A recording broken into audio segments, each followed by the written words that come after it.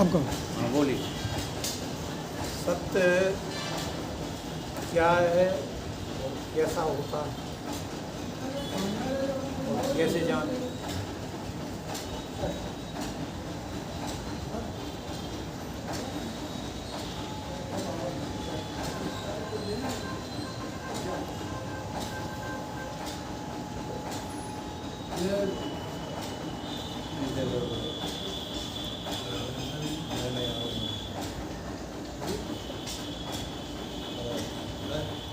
चलो सुनो,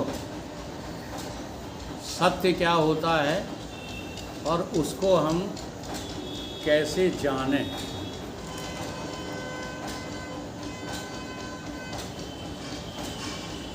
श्रुति का एक सूत्र है, उसमें कहा है सत्यम ज्ञानम अनंतम ब्रह्म। ये सत्य ही ज्ञान स्वरूप है, ज्ञान नहीं है।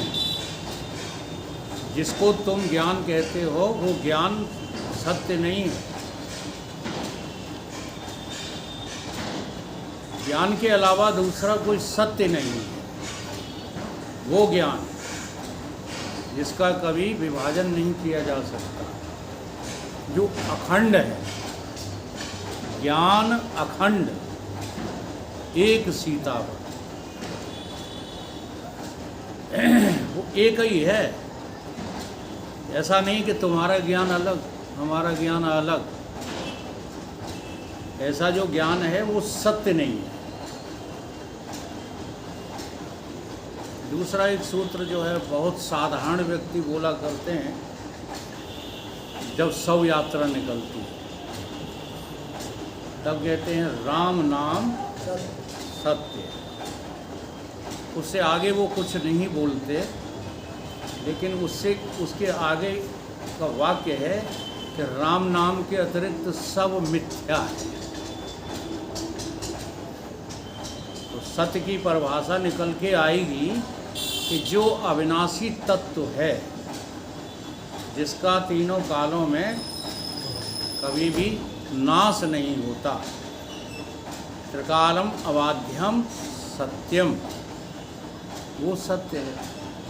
सत्यम परम धीमहि, भागवत में भी ये जो है सूत्र आया। जो कुछ तुम जो है समझोगे वो सब झूठा है। इसलिए अब जानने का तरीका ये है कि जिसको तुम सत्य समझ रहे हो उसको झूठा सिद्ध करो अपनी बुद्धि के द्वारा। क्योंकि सत्य की वो परिभाषा नहीं है जिसको तुम सत्य समझ रहे हो। तो तुम किसको सत्य समझ रहे हो? ये अपना अनुभव बताओ। देखो, आप जिसको सत्य समझते हैं वहीं आप उलझे रहते हैं। कहीं ना कहीं आपके हृदय में उसकी सत्यता सुनिश्चित है, इसलिए आप उसको छोड़ नहीं पा रहे। तो उस सत्य को गुरु और संत जो है नकारते हैं। जैसे व्यवहारिक सत्य, कहा तो है कि व्यवहारिक एक सत्य होता है, कहा है, शास्त्रों ने भी कहा है। सत्य जो है 4 प्रकार के होते हैं। व्यवहारिक सत्य, प्रतिभाषिक सत्य, एक जो है अज्ञात सत्य, और चौथा है जो पूर्ण सत्य। अब तुम किसको सत्य समझ रहे हो? व्यवहार आपकी दृष्टि में सत्य न होता तो व्यवहार में आपकी रुचि खत्म हो गई होती। रुचि खत्म हो गई होती, व्यवहार खत्म नहीं होता है। अब अपने अपने अंतःकरण में देखो, तुम्हें कैसा लगता है व्यवहार करना? सत्य लगता है या झूठा लगता है? अभी झूठा नहीं लगेगा, क्योंकि व्यवहारिक सत्ता बिना परमार्थिक सत्ता के जाएगी नहीं। और हम व्यवहारिक सत्ता को अभी झूठा कहते हैं तो अपनी बुद्धि के बल से कहते हैं, ज्ञान बल नहीं है, कहते हैं झूठ है। कब झूठ है? तो शास्त्र प्रमाण देते हैं कि 4 ठाव हैं नरन के, कछु वैराग्य चढ़ान। ये 4 स्थानों पर जो भी तुम्हारा माना हुआ सत्य है वो झूठा हो जाता है। गर्भ माहे सबके निकट, कथा सुनत रति अंत। जब जीव गर्भ में होता है तो परमात्मा से प्रार्थना करता है। अच्छा, एक बात और है इसमें, जो शास्त्रों ने बड़ी गहराई से जो है ली है, परंतु उसको हम जो है उथले तल पर समझते रहते हैं। बड़े भाग्यवान उस तन पावा, मनुष्य के शरीर के गर्भ में आ गए तो आपको मनुष्य का तन मिल चुका है। और उसकी गहराई क्या है कि और योनियों में जब आप गर्भ में जाएंगे तो बेहोश पड़े रहेंगे। जी हाँ, हम मनुष्य के गर्भ में बाहोश आते हैं आप। वो कितना होश रहता है? उस नरक कुंड का होश रहता है कि हम इस नरक कुंड में फंस गए। अब उसकी चिंता कोई कर ही नहीं रहे हो। अगर तुमने सत्य को नहीं पाया, ये वास्तविक सत्संग है भदौरिया जी, ये राज बहादुर की रामायण नहीं है, मुरैना वाले आए के सुनाए गए वो रामायण नहीं है। ये लोगों को रिझा सकते हैं, हाँ, कथा सुना सुना के आकृष्ट कर सकते हैं, सत्य बताने की इनकी ताकत नहीं है। इसलिए थोड़ा मैंने इसीलिए और मना कर दिया, क्योंकि मेरी वाणी को सुनकर हिल जाते हैं लोग। जब सन्यासी हिल जाते हैं तो ये कथावाचकों की तो जो है कहीं क्या, कथावाचक हैं, कथावाचक नहीं, ऐसे नहीं। फिर वहाँ मान्यता मुझे पूरी दो। समय हमको वहाँ आधा घंटा आप देते और बात हम करते जो है पूरे दिन की, तो आधा घंटा हम कैसे हो जाते? फिर तो हम जो कुछ कहते उसका उनको कीड़ा काटता और सब के सब एक ही आलोचना में लग जाते कि अभी जो कह गए ये सब के वो हैं बुराई करने वाले। तो सत्संग करवाइए, मेरा कहने का अभिप्राय क्या है? पैसा नहीं, जहाँ पैसा है मान लीजिए सत्संग है ही नहीं। हम तो खुली डंके की चोट पर कहते हैं, मेरे पक्ष में सत्संग जब होगा, चाहे हमारे जो है कितने भी सदस्य जाएं, किसी को पैसा देने की ज़रूरत नहीं है। वो आपको प्रवचन सुनाएंगे जैसा जिसके पास है। पैसा नहीं मांग सकते। अगर पैसा मांगेंगे तो अखंड परमधाम सेवा समिति में फिर वो दोबारा मुंह नहीं दिखाएंगे। उसे सत्संग कहते हैं। धर्म के नाम पर जब पैसा लिया जाता है तो वहाँ धर्म ही अधर्म हो जाता है। वो धर्म सत्य नहीं है। धर्म न दूसर सत्य समान। सत्य का अर्थ ही यही है कि जो सत्य को वो धर्म को समझ लेता है उसे दुनिया का कोई फायदा अच्छा लगता ही नहीं है। क्यों लेगा वो दुनिया का फायदा? और सवाल जहाँ तक रोटी पानी का आता है तो जहाँ तुम जो है कथा सुनाओगे सत्य की तो वहाँ रोटी तो अपने आप मिलेगी, उसकी चिंता करने की ज़रूरत नहीं। 20 किलोमीटर से आए रहे, पेट्रोल खर्चा होता है। चलो ठीक है, पेट्रोल खर्चा के नाम पर जो है उनको रकमें दी जाती हैं, वो गलत है। पेट्रोल की भी नहीं देता। अब पेट्रोल की बात आती है जहाँ तक, तो पेट्रोल तो जितनी लगती है वो तुम्हारे सामने स्पष्ट है, कोई छुपी थोड़ी है। जैसे मोटरसाइकिल से कोई आया है तो 1 लीटर लगा, ठीक है। अब 1 लीटर की कीमत कितनी है? 100 रुपये। पर्याप्त है, इज्जत की इज्जत और खर्चे का खर्चा निकल आया। अब 100 रुपये की जगह तुम 5000 दे रहे हो उनको, ये धर्म का नाश करना नहीं है तो क्या है? उसके लिए मनाही नहीं है। आपने बहुत बढ़िया तर्क निकाला आधुनिक युग है, पैदल तो कोई आता नहीं है, पेट्रोल खर्चे से आता है तो पेट्रोल खर्चा दे दो, ठीक है। अपना जो है भूखा रहकर आता है तो उसे भोजन पानी दे दो, वो सत्संग में विघ्न नहीं है। आज सत्संग में आज राम कथाओं का बिजनेस हो गया है। जी हाँ, वरना उन्हें कथा सुनाने का अधिकार कहाँ है जो पूर्ण तत्व के बोधक नहीं है, केवल शास्त्रों को रट लिया है।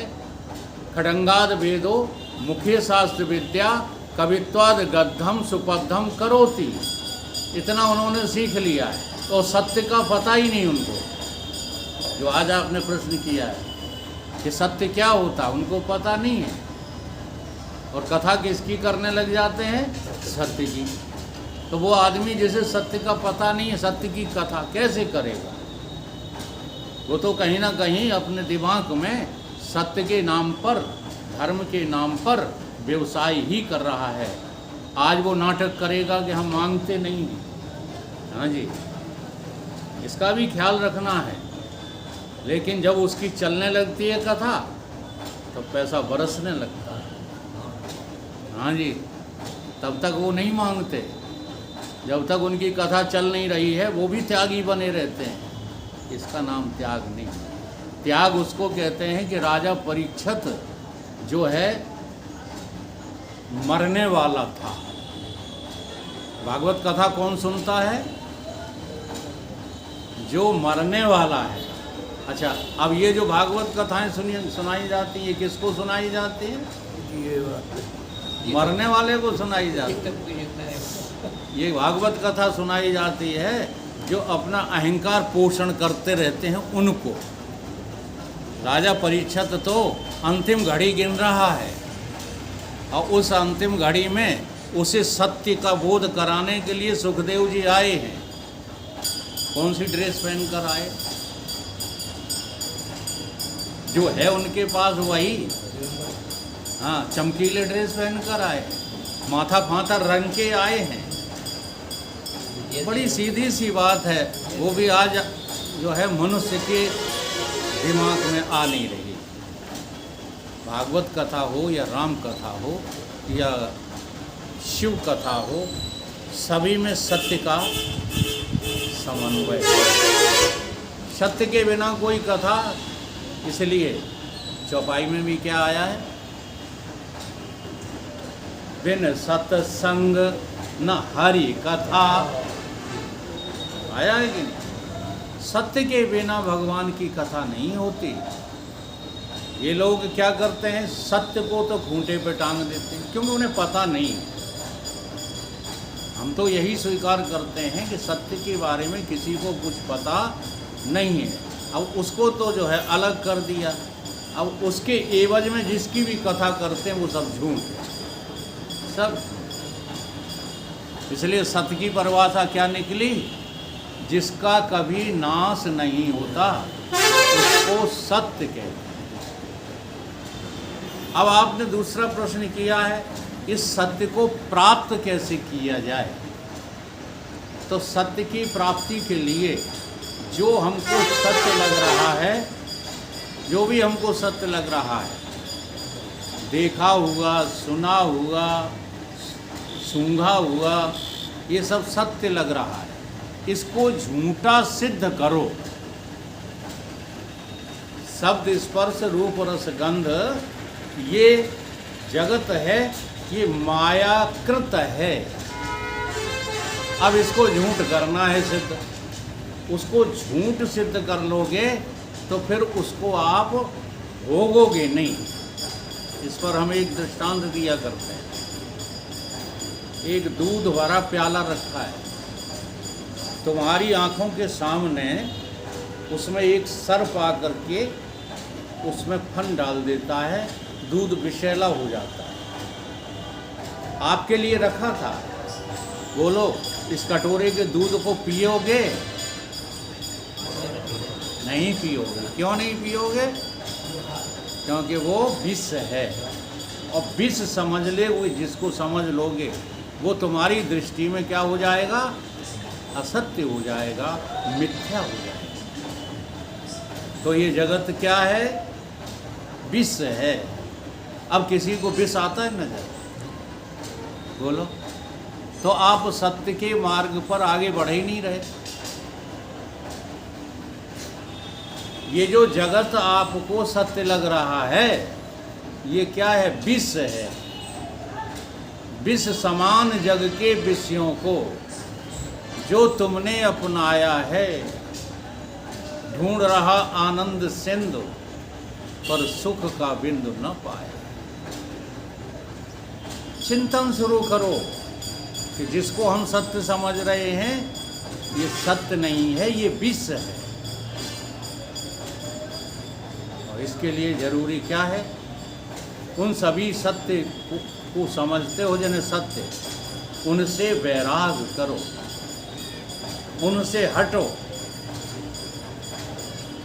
अब जैसे दुनिया की बातें कर लेते हो और कहते रुपया हमसे नहीं छोड़ा जाता, तमाम बहस करने के लिए आ जाते हैं, रुपया सत्य है। अब रुपया कैसे सत्य हो सकता है? क्योंकि रुपया तो तुम्हारी बनाई हुई चीज़ है। एक कागज़ के टुकड़े पर तुम्ही ने रंग रोगन चढ़ा दिए, एक जो है गवर्नर बना दिया, गवर्नर की सील लगा दी, दस्तखत करा लिए, रुपया बन के चलने लगा। तो रुपया चलता है या तुम चलाते हो उसको? अब धोखा हो गया। क्या हो गया? लोग कहते हैं रुपया बहुत चलता है। संसार में आज क्या चल रहा है? आदमी नहीं चल पा रहा है। हाँ, मनुष्य नहीं चल पा रहे हैं, पेड़ पौधे नहीं चल पा रहे, जानवर नहीं चल पा रहे, रुपया चल रहा है। और इतना होश नहीं है ऐसे लोगों को कि रुपया तो अति निकृष्ट है। और जो इतनी बात रखो तो बहस करने को तैयार हो जाता। कोई भी काम रुपए के बिना नहीं चलता। ये विचार नहीं करते हो कि तुम पहले आए संसार में कि रुपया पहले आया। रुपया तुम्हारा बनाया हुआ है, तुम रुपए से बनाए गए हो।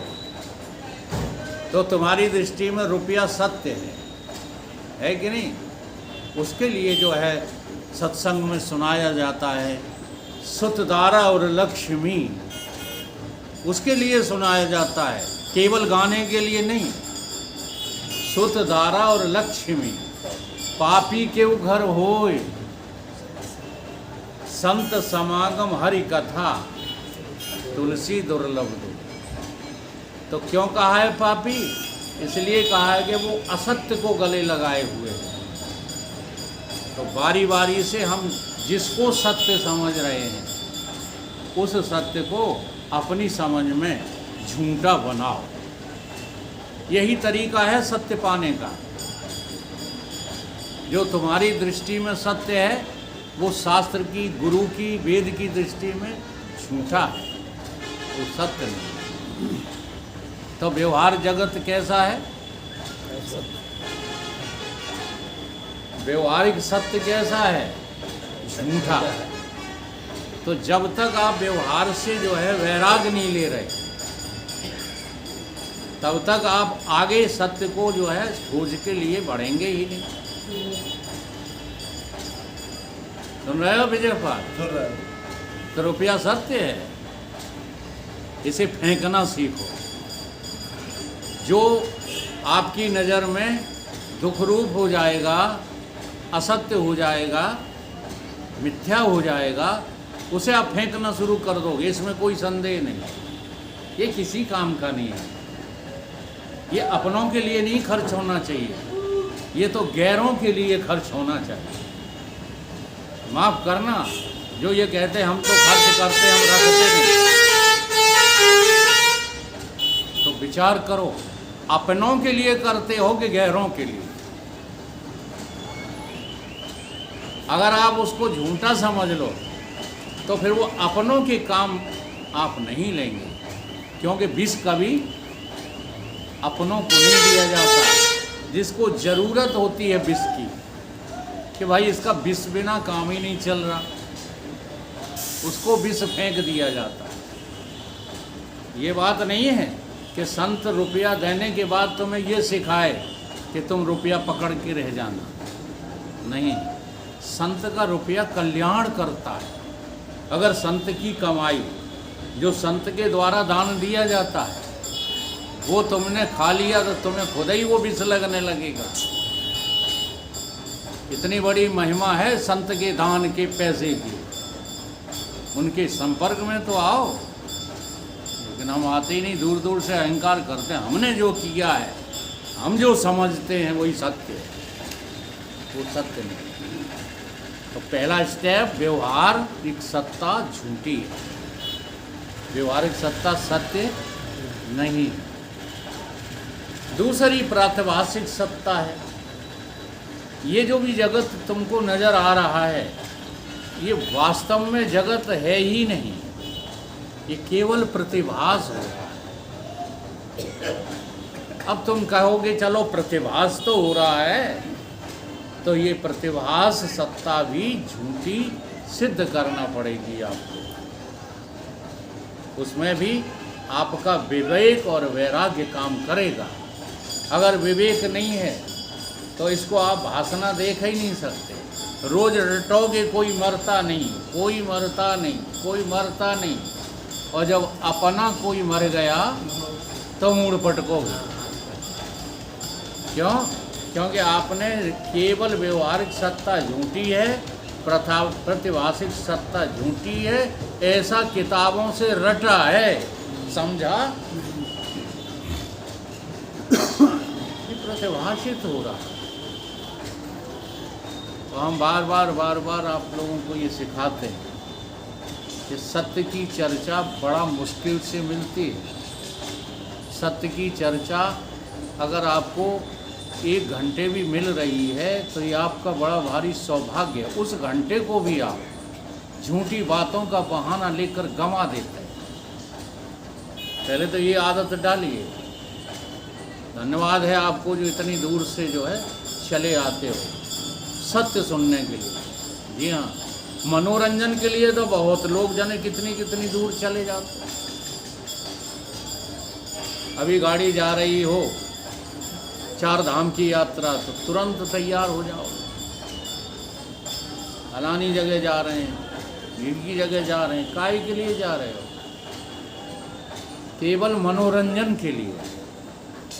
बाकी वहाँ कहीं तुम्हें सत्य जो ढूंढने मिलेगा, लेकिन जो सत्य की चर्चा सुनने के लिए आते हैं वो सौभाग्यशाली है। अब इस समय को बर्बाद मत कीजिए। जो मिला है वो हमेशा पास रह सकता नहीं। ये सत्य की चर्चा तुमको सुनने को बड़े सौभाग्य से मिली है और हमेशा जो है मिलती रहेगी, ये जरूरी नहीं है। इसलिए इस समय को बर्बाद कहीं मत कीजिए। आदत डालिए, पड़ जाती है। वो नहीं डालोगे तो उसमें उलझ के रह जाओगे, बड़े बड़े ज्ञान की बातें करते रहोगे। जी हाँ, हम ये नहीं कहते हैं कि किसी के साथ कोई घटना नहीं हो सकती, लेकिन घटनाएं सदैव, जी हाँ, तभी ज़्यादा होती हैं जब तुम असत्य को प्राथमिकता देते हो। अगर सत्य को प्राथमिकता दो ना, हाँ, तो ऐसा नहीं है। उस सत्य की अवधारणा कराने वाला प्रतिज्ञा करता है, और उस गीता की प्रतिज्ञा को जो है याद करो। स्वयं भगवान ने अवतार लेके प्रतिज्ञा की है, यदा यदा हि धर्मस्य ग्लानिर्भवति भारत। वहाँ रक्षा करने की प्रतिज्ञा करते हैं। कई श्लोकों में उन्होंने प्रतिज्ञा की है, अर्जुन पापियों से भी बड़ा पापी। क्या कह रहे हैं? एक होता है पापी, एक होता है उससे बड़ा पापी, और एक होता अव्वल नंबर का पापी। इतना बड़ा भी पापी हो, केवल मेरी ज्ञान की नौका में बैठ जाए, मैं उसे पार कर देता हूँ। है प्रतिज्ञा कि नहीं? अब हम लोग छोटी छोटी बातों के लिए सत्संग छोड़ देते हैं। यहाँ कभी भी कोई भी बात लग सकती है आपको। रोजाना सत्य की चर्चा इसलिए की जाती है, इसलिए नहीं की जाती है कि यहाँ भीड़ बढ़ जाए हाँ, तो चर्चा करने वालों का बाजार में वैल्यू हो जाए, इसलिए चर्चा नहीं की जाती है। यहाँ इसलिए रोज़ की जाती है कि किसी न किसी क्षण, कोई ना कोई पल आपको ऐसा आ जाएगा कि आपकी ज़िंदगी बदल जाएगी, जीवन बदल जाएगा। जैसे एक कहानी है, वो प्रातिभाषिक सत्ता में ही है वो कहानी, लेकिन हम लोग व्यवहार में पढ़ते हैं। अगर व्यवहार में उसको पढ़ोगे तो कभी उसकी सत्य घटनाएं सिद्ध नहीं कर सकोगे। हनुमान जी सागर पार गए तो लंका के दरवाजे पर लंकनी बैठी मिली, और लंकनी जब बैठी मिली तो उसने कहा कि खबरदार, मोर आहार जहाँ लग चोरा। मेरा आहार कहाँ तक है? जहाँ तक चोर बसते हैं। तो मुश्चिक एक महाकप हनी। अब देखो ना, तो ये घूंसा है, ये वाला घूंसा नहीं है, लेकिन लोगों के अर्थ तो जो है वहीं रहते हैं व्यवहारिक सत्ता में। और व्यवहारिक सत्ता में तुम सही अर्थ निकाल ही नहीं पाओगे। क्यों नहीं निकाल पाओगे? कि व्यवहार में तो बजरंग बली में 1000 हाथियों का बल है, एक घूंसा में तो उसके प्राण निकल जाएंगे। ठीक है। जैसे दारा सिंह, अब तो शायद दारा सिंह का शरीर छूट गया, उनकी जो है तुलना का कोई पहलवान, अब उससे तुम लड़ जाओ तो तुम्हारी खोपड़ी में एक मारेगा, एक में ही तुम्हारी दम निकल जाएगी, तुम बात करने लायक कहाँ रहोगे। लेकिन वहाँ घूंसा दिया तो रुधिर निकला, और जब रुधिर निकला तब वो राक्षसी जो है सत्संग करने लगी। कमाल है, ऐसी प्रक्रिया कहीं देखी है? हम तो जो है फूट के आप लोगों को बुलाते हैं कि नहीं, और तो भी आते नहीं हो। चर्चा की तो कौन कहे। अगर घूंसा देते तो देखो, व्यवहारिक कहानी सब झूठी है कि नहीं है, सब मिथ्या है कि नहीं। अब इसमें प्रातिभाषिक सत्ता जो है वो इस कहानी को जो है नया मोड़ देती है। हनुमान कौन है? सतगुरु है। हनुमान कौन है? सतगुरु। और ये ज्ञान रूपी घूंसा मारते हैं। कौन सा घूंसा मारते हैं? सत्य रूपी घूंसा मारते हैं। अब किसको मारते हैं? जो झूठ में जी रहा है। जो झूठ में जी रहा है, यानी व्यवहार को सच्चा मान रहे हो, घर परिवार तुम्हें सच्चा लग रहा है, नहीं लग रहा है, धंधा बिजनेस तुम्हें सच लग रहे हैं, तो ये ज्ञान रूपी घूंसा गुरु का लगा, और जैसे ही लगा तो अज्ञान रूपी रुधिर जो था वो बह के निकलने लगा है। अब किसी के खून निकल आए और वो कहेगा तुमसे, हम तुमसे सत्य की चर्चा कर रहे हैं। अज्ञान रूपी रुधिर जो है निकला, तब उसकी जो है बुद्धि में एक बात आ गई। क्या बात आ गई? जो सुख लव सत्संग, तूल न ताहि सकल मिल, जो सुख लव। जी हाँ, एक क्षण के सत्संग से कितना पुण्य हो जाता है, कितना सुख हो जाता है, जो हजारों सुखों के बराबर का है। ऐसा सुख मुझे आज आपके द्वारा मिला है। ये वो हनुमान जी से कह रही है, ये नहीं कह रही कि जो है हमारे खून निकाल दिया, हमारे घूंसा मार दिया। तो ये सत्य की संगत से प्रातिभाषिक सत्ता भी झूठ लगने लगती है। और दोनों जब तुम झूठ कर लोगे, दोनों, अब इन दोनों में क्या आ गया? तुम्हारा स्थूल शरीर आ गया जो झूठा है। ये जो दिख रहा है ना, जी हाँ, इसको झूठा सिद्ध करना ये सत्य नहीं है। दूसरा शरीर तुम्हारा है, वो है मन बुद्धि चित्त अहंकार। जो तुम कहते हो कि ये मर जाएंगे, तब वो निकल जाएगा और कहीं वो जन्म ले लेगा, उसको भी झूठा सिद्ध करना है। इसी सत्संग वार्ता से, इसी सत्य की चर्चा से, हाँ, इन्हीं ग्रंथों से ये सब जो है ग्रंथों में बातें स्पष्ट की गई हैं। अब वो जिनको स्पष्ट हो जाता है वो सुनाने लगते हैं सत्य। तब तक नहीं सुनाता ईमानदार आदमी जब तक स्पष्ट नहीं है। जब तक स्पष्ट नहीं है तब तक तुम सुना के भी फंसे रहोगे,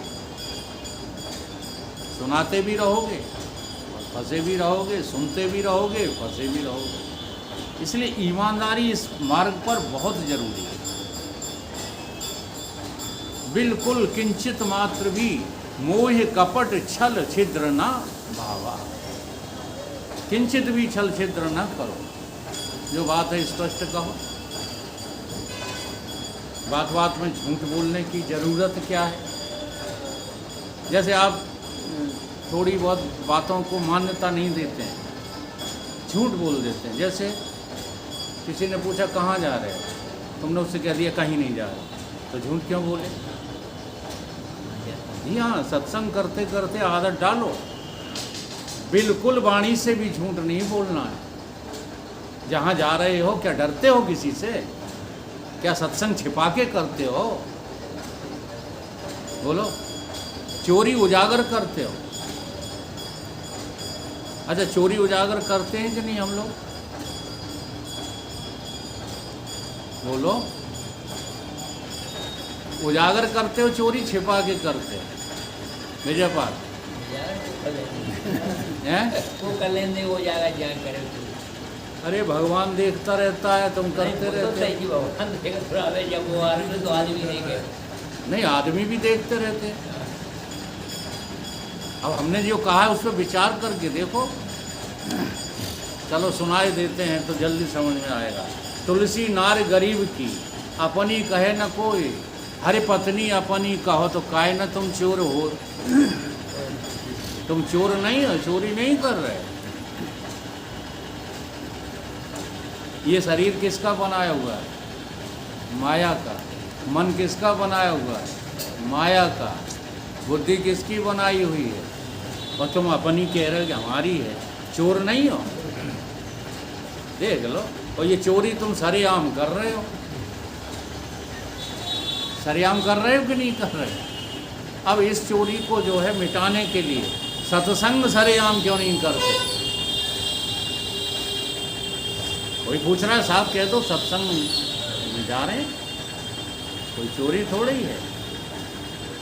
कोई गलत काम करने जा रहे हो तो छिपाओ। तो ये सब जो है गड़बड़ चल रहा है। तो आपने पूछा सत्य को कैसे पाएंगे? तो जो झूठे सत्य हैं आपके, इन झूठे सत्यों को मिटाने की साधना पहले करो। फिर दो सत्य आपके झूठे वाले समाप्त हो जाएंगे, तब आपके अंदर सत्य को, पूर्ण सत्य को जागने की, जानने की जिज्ञासा खड़ी हो जाए। जिस व्यक्ति के अंदर ये 3-4 प्रश्न घूम रहे हैं और चैन नहीं लेने दे रहे, उसे संसार अच्छा नहीं लगेगा। मैं कौन हूँ? परमात्मा क्या है? जीव क्या है? ईश्वर क्या है? माया क्या है? ये प्रश्न घूम रहे हैं। ये संसार हमको क्यों अच्छा लगता है? ये सारे प्रश्न जिसके अंदर घूम रहे हैं, उसे फिर बेचैनी रहेगी कि ऐसा कोई व्यक्ति मिल जाए जो मुझे इन सवालों के जवाब को सुलझाकर मेरे सामने रखे। फिर संसार अच्छा नहीं लगेगा। फिर आपका समय संसार में नहीं जाएगा। नहा धो के दुकान पे नहीं बैठने जाओगे। बहुत सत्य कड़ुआ बोल रहा हूँ। फिर तो बेचैनी रहेगी, क्योंकि तुम कितना भी कर चुके हो, आगे कितना भी कर लो, मौत सबको छीन लेगी कि नहीं? सत्संग सुनते सुनते ये बात जमने लगी कि नहीं जम रही? ये झूठी है। छीन लेगी मौत सब कुछ, तुम्हारे पास कुछ नहीं रहने देगा। अब जो तुम्हारा है उसको तुम जानने के लिए कोशिश में नहीं। तो उस सत्य को जानने के लिए तुम्हें जिज्ञासु होना ही। और जब तीव्र जिज्ञासा होगी, तीव्र प्यास होगी, तो पानी पिलाने वाला कोई न कोई तुम्हें मिल ही जाएगा और उस सत्य के बारे में आपको अवगत करा देगा। आप पूर्ण सत्य को पाने के हकदार हो जाएंगे, बल्कि पा ही जाएंगे। और पूर्ण सत्य है तुम्हारा आत्मा और परमात्मा, दूसरा कोई सत्य है ही। इसे परमार्थिक सत्य कहते हैं, इसे यथार्थ सत्य कहते हैं। दो सत्य झूठे हैं और तीसरा सत्य जो है, जो परमार्थिक है, वो भी सत्य है। और इसी सत्य को जो है क्या कहा गया है? ब्रह्म का सत्यम। किसी को ज्ञान कहा गया है, किसी को अनंत कहा गया है। ये घटता नहीं है, ये तो अनंत है। आँख में भी है, कान में भी है, नाक में भी है, देखो अनंत नहीं है। हाँ, देखने का ज्ञान, सुनने का ज्ञान, सूंघने का ज्ञान, चखने का ज्ञान, छूने का ज्ञान। भाई हम बहुत चक्कर में हैं। हम क्या समझते हैं? हम समझते हैं कि साकार सत्य है, ज्ञान भी साकार चाहिए, जबकि साकार बहुत बड़ा धोखा है। आज तक अब ये बात किसी की समझ में नहीं आ रही, रट तो सब रहे हो। आज तक साकार पैदा ही नहीं हुआ। हमारे तुम्हारे शरीर पैदा हुए कि नहीं हुए? क्या लगता है? जबकि हकीकत, वास्तविकता ये है कि आज तक शरीर नाम की कोई चीज़ पैदा ही नहीं हुई। अब यहाँ तक की यात्रा हमको करनी है। ये तो स्वप्न के विचार करने से ही तुमको पता लग जाता है कि शरीर झूठा है। सपने में शरीर थे कि नहीं थे? एक बात और, रोजाना स्वप्न आते हैं, रोजाना नए नए आते हैं। एक सपना कभी दोबारा नहीं आता। जी हाँ, बहुत कोशिश करके देख लिया हमने। आज स्वप्न देखे, बड़े अच्छे लगे, सोचा आंख बंद कर लूं, जबरदस्ती फिर आ जाएं, आई ही नहीं, दोबारा नहीं आते। अब दोबारा जब भी आएगा कोई और ही आएगा अपने आप। तो सपने की जितनी भी तुम्हारी दुनिया थी वो राही संभल बर्बाद हुई। तेरे ये सपनों की दुनिया, हाँ, जिस घर को पुकारा तूने सदा, उस घर में तुम्हारा कोई नहीं। कोई है थोड़ी। जैसे ही प्राण छूटेंगे, यही घर वाले अब ये रोज का कथा कहें, चल चल चल होगी, हाँ जी, हलचल होगी। और जिनसे तुम्हारा ज़्यादा आकर्षण है वो भी चिल्लाए चिल्लुए के, रोए राय के दरवाजे तक रह जाएंगे। कहाँ तक चलती है नारी? दरवाजे तक। हाँ, बहुत ज़्यादा तुम्हारे व्यवहार कमाया है, रोज खुद से पहुँच जाते हो। कहाँ? हीरो कर भी। बताओ क्यों जाते हो? झूठ नहीं बोलना, केवल एक ही भावना है और कुछ नहीं है कि अधिक से अधिक व्यवहार कमा लो तो हमारी डेड बॉडी के साथ। हाँ, और कोई बात नहीं है। न जाओ का घट रहे हो, क्यों? क्योंकि वेदांत पढ़ चुके हो, समझ जाओ, कोई नहीं तुमसे कुछ कहने आएगा। जीते जी तुमने दोस्त की सहायता नहीं की, दोस्त मरता रहा भूखों, तुमने 2 पैसे उसकी गद्दी पर रखे नहीं, मर गया तो फेरा करने पहुंच गए। बड़ा आदमी था, तुम्हारा दोस्त था, मिनिस्टर था, ठीक है, तुम्हें वहाँ ने घास कभी डाली नहीं। जब मर गया तो वहाँ दिखाने जा रहे हमारा भी दोस्त था। कितनी बेवकूफ़ियाँ पाल रखी हैं हमने, वो इनमें समय बर्बाद करते रहते। चलाई है किसी ने, जिन ऋषि मुनियों ने ये प्रथा चलाई है, उनका उद्देश्य पूरा नहीं होता, सब मिट गया। उन्होंने इसलिए चलाई थी कि किसी के निधन पर जब आप जाएंगे तो वहाँ सत्य की चर्चा करेंगे बैठकर। पहले पुराने ज़माने में जरघटों पर भी सत्य की चर्चा होती थी, और तो और नोटाटियों में सत्य की चर्चा होती थी, बारातों में सत्य की सभाएं लगती थी। आज क्या हो गया? आज रातों में तो फुर्सत ही नहीं रही, लेकिन डर के मारे जरघटा तो पहुंच जाते हैं, लेकिन वहाँ भी बिजनेस की बातें करते हैं, वहाँ भी सत्य की चर्चा कोई करता नहीं। तो ये सब बातें ख्याल में लाओ तो तुम्हें एक ही जो है निश्चय हो जाएगा बुद्धि में कि ये सब झूठे हैं, कोई किसी का है नहीं।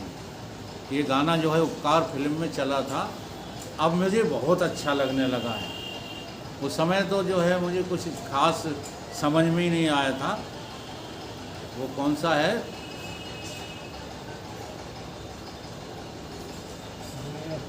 यहाँ कोई नहीं है किसी का, ऐसे कुछ है। कसम वादे प्यार वफा सब बातें हैं बातों की यार। यहाँ कोई किसी का नहीं है यार, यहाँ कोई किसी का है नहीं। इस मोह का क्या? व्यवहार को सत्य न समझो, व्यवहार करना बंद करो।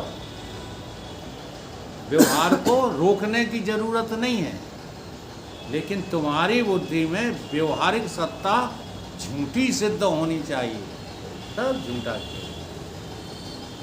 इस प्रकार से आप सत्य को जो है प्राप्त करने के अधिकारी हो जाएंगे, और अधिकारी हो गए। हाँ, जैसे आप कलेक्टर पद के अधिकारी हो गए तो पद आपका है कि किसी और का है। ऐसे ही आप सत्य को जानने के अधिकारी हो जाएं साधना करके, तो ये सत्य आपको प्राप्त हो जाएगा। क्यों हो जाएगा? क्योंकि सत्य प्राप्ति ही झूठ ने पर्दे डाला। चलिए अब दूसरा तीसरी और रह गई अब। कौन सा? चार बताई थी नहीं, सत्य चार प्रकार के हैं आपने पहले शुरू में। सत्ताएं देखो, व्यवहारिक सत्ता हो गई, दूसरी प्रतिभाषिक हो गई, लास्ट वाली बताई और तीसरी जो हो गई रुधिर वाली अज्ञान रूपी। हम बीच में ही जो है देख गए उसका अज्ञान रूपी रुधिर बह गया। ये तुम्हारी कौन सी अज्ञात सत्ता थी, जो घूसा ज्ञान का लगा तो बह गई। अब चौथी पारमार्थिक सत्ता जो है वो आत्म सत्ता है, वो ज्ञान सत्ता, अज्ञात सत्ता वाली। अब तो उसी में चर्चा आ जाती है। अब बुद्धि तो है विचारी। हाँ,